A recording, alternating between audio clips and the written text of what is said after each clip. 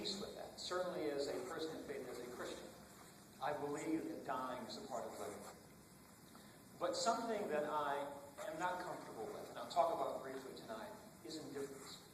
Because I've learned over the years that if good and decent people watch the world go by and are indifferent, that I've learned is dangerous, that indifference can be a deadly weapon.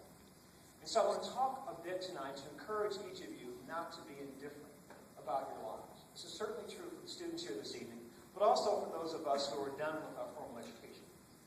To not be indifferent about your life.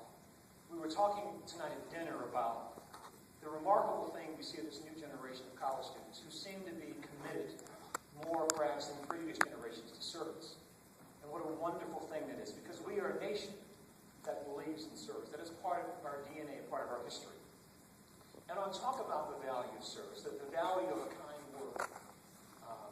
Your president is an English major, so she and I share a love for words. Words matter.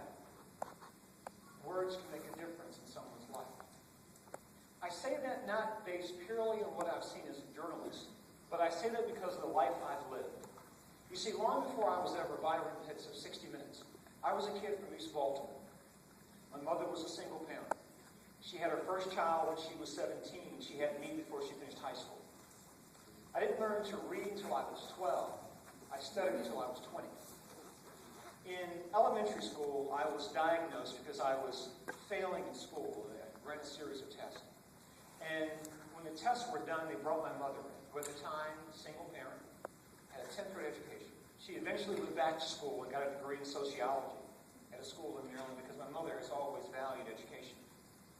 But at this particular moment, 10th grade education, she was a seamstress at the London Fog Coat Factory in Baltimore, where I'm from.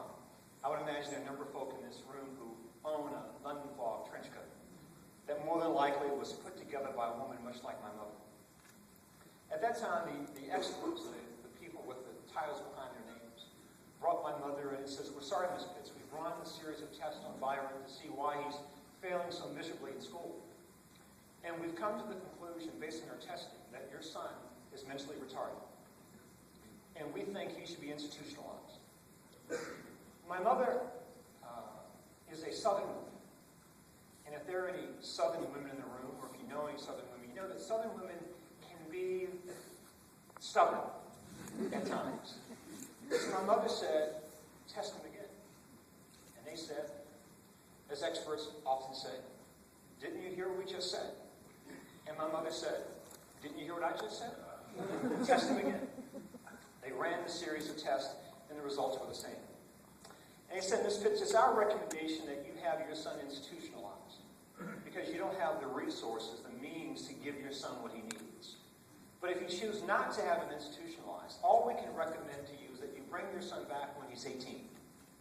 And then the state will have services they can provide for him." And my mother says, "If I wait until my child is 18 years old, he will be dead or in prison. My son needs help right now." Fortunately for me, what my mother lacked in formal education, she made up for with what the old folk would say, her knowledge of the Word. I feel comfortable having this conversation based on where we are this evening. You see, for all of my life and for most of her life, my mother has worn around her neck, and she has one on this evening, that I'm certain.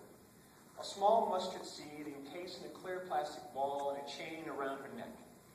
It has been my mother's daily visual reminder of the scripture in the book of Matthew that says, "If you have faith just the size of a mustard seed, you can say to the mountain, 'Mountain, move from here to there,' and nothing will be impossible." It is with my mother's mountain-moving faith, her optimism, that she stood by her son and got me the help I needed. And I've been able to live my dreams.